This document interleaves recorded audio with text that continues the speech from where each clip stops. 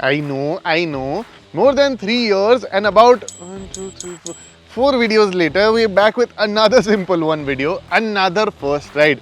See, things haven't been exactly simple with the company, and yeah, their multiple models over the years have confused us as well. But hear me out. This electric scooter has managed to do something that no other electric scooter in the market as of now can do. So, before you write this off, hear me out. So, the updated Ather 4, simple one. Yeah, the similarities are there and the overall feeling is actually quite similar as well. Taller riders will find this very compact and their knees might just brush against the front apron as well. In fact, even the pillion foot pegs are done the exact same way. So yeah, till you see more of these out on the road, be prepared to hear, "Hey, nice Ather macha," every time you take this one out. But hey, the Ather is not a bad looking scooter, so I wouldn't complain. One thing that isn't Ather-like though is the build quality, and that's not a good thing. While the simple one's side panels feel alright, the switchgear doesn't feel very premium, and then there's the charger cover which feels rather flimsy. And what makes things worse is that it doesn't have a rubber gasket, meaning water can enter the socket through the sides rather easily. The simple one, it almost challenges you. It says, yeah, go ahead, make fun of me all that you want to, but every time you get off that seat, you'll have this big, stupid smile plastered across your face, a smile that only the Ather 450X has managed to give you in terms of the electric scooters in India. So yeah, the overall feel of it being a tiny, fast, fun little thing that you can just put anywhere in traffic, that's still there. Now the scooter does have 4 riding modes and they feel kinda different. See, Eco is obviously for the days when you want to reach home by consuming the least amount of battery possible.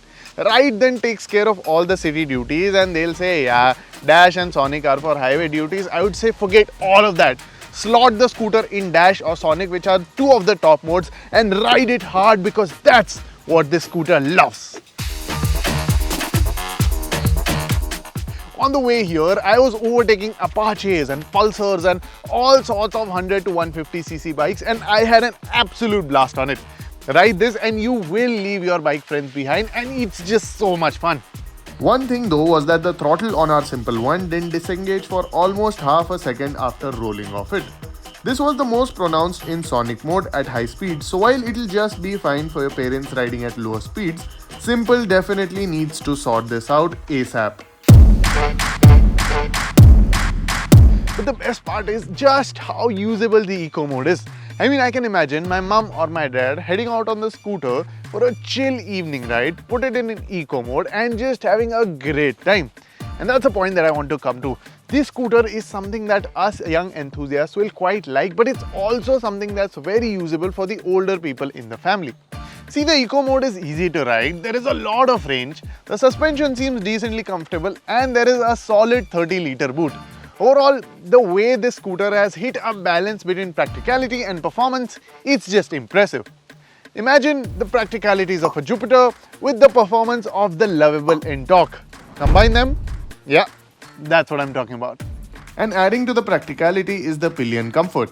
While the room for the pillion is just enough, these Ather-like foot pegs are absolutely brilliant and ensure a very comfortable riding posture for the person sitting behind you. What takes away from the practicality though is the console. The layout is fine, but the text is very small. Each time I use the inbuilt apps, be it the arrows, distance remaining, estimated time of arrival, and even the fonts on the map, they are too small to make sense on the go. The maps are also a bit laggy, so each time you take a turn, the maps only react after you've gone a good 50-100 meters in that particular direction, meaning if you do end up taking a wrong turn, you will be a fair bit on the way, and then coming back again to rectify it will be a task. But the biggest disappointment for me would be these brakes. These discs feel like drums and they have absolutely no feel. Get on them and they just don't have the initial bite that you'd expect from a disc brake. Any sort of urgent braking and you'll have to squeeze the life out of the front brake to get any urgent braking done. In short, they're definitely not in line with the sheer performance that the scooter has, and they should have been a lot sharper. Yeah, At 1.6 lakh rupees, the Simple one isn't exactly cheap, but when you think about it, it has features and kit that is almost on par, if not better, than the TVS iQube ST, which costs almost 1.9 lakh rupees. So yeah, in terms of sheer kit, in terms of sheer features, range on offer, this is pretty decent value for the money. So overall, this does make it a versatile family electric scooter that even the youngsters of the house will enjoy. But wait, hold your horses. Simple has just sold about 2500 of these, and it still has a small dealership network. It still has very few service centers. So we'd recommend you to just hold your horses. Let Simple expand both its things so that we can also identify if the scooter has any reliability issues and the way Simple solves it. But till then, I'd advise you one thing. Head to a Simple dealership and do test ride this scooter, because the Simple one is simply fun.